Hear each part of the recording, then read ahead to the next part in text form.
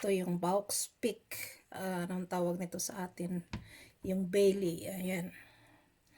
Napakaganda. Wala na siyang buto. Tinanggalan na siya ng buto-buto. So, naisip ko nito isatiin ko dahil dalawa lang naman kaming kakain. Gagawin ko yung kalahati adobo at yung kalahati naman ay bahala na si Batman. Parang ang laki ata ng hiwa ko. Ilang piraso lang sa kalahati. 1, 2, 3, 4, 5. So, ayan, nahiwa na natin lahat. So, yan na lahat yung ating Bailey kanina. Kailangan lang natin ng bawang. Bababad ko muna siya bago ko siya lulutuin. Iba-iba kasi ng paraan sa pagluto ng adobong baboy. So, ito yung aking paraan. Kunting asin, paminta, bay leaves, pangpabango, kaunting seasoning, yung ating soy sauce. 4 tablespoon soy sauce lang ang gamit ko dito, guys. Hindi natin itong halo-haloin.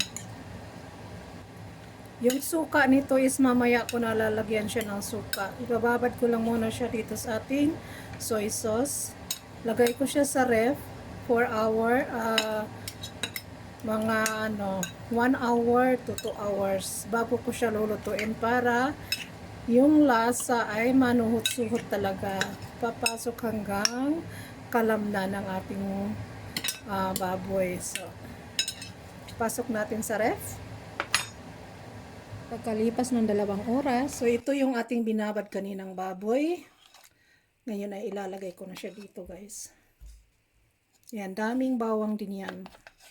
So, mamaya yung sauce natin, atin yung ilalagay.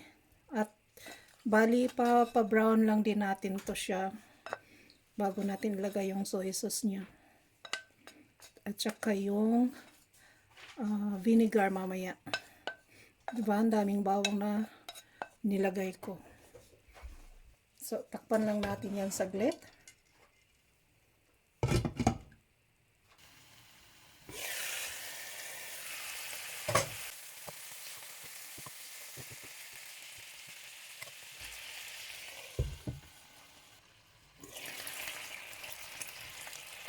Balik na rin lang natin ito siya. Brown na yung iba. So, ilagay ko na dito, guys, yung ating soy sauce. 1 cup lang tubig ginamit ko. So, pakuluin lang natin yan hanggang sa lumambot. Pero bago yan ay ating lalagyan ng suka. So, ang suka ko is maglagay lang ako ng 2 tablespoon na vinegar para hindi masyadong maasim. Pang-balance lang siya sa lasa. So, ngayon ay atin iyang takpan. Huwag haluin kasi may suka. Mamaya na natin yan haluin. Pag kumulo na ng kumulo, yan. Paanuhin ko lang to siya konti, guys. Pahubason. Kasi may tubig-tubig pa siya. Mas gusto ko yung medyo tuyo-tuyo. Pero yung anak ko naman, gusto is yung may sauce. Magkaiba talaga kami ng gusto, guys. Ayan, nagmamantika na naman siya, guys. Mantika na lang din yan. Sarap yung niya, mantika sa anuhan ng patatas yan, parisa ng patatas. Wow! Talaga naman, napakasarap ng ating adobo. Luto na yan. Patayin na natin yung ating apoy. So, thank you for watching.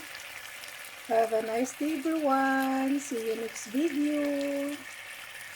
Good appetit. Please don't skip my ads. Bye. Thank you for watching.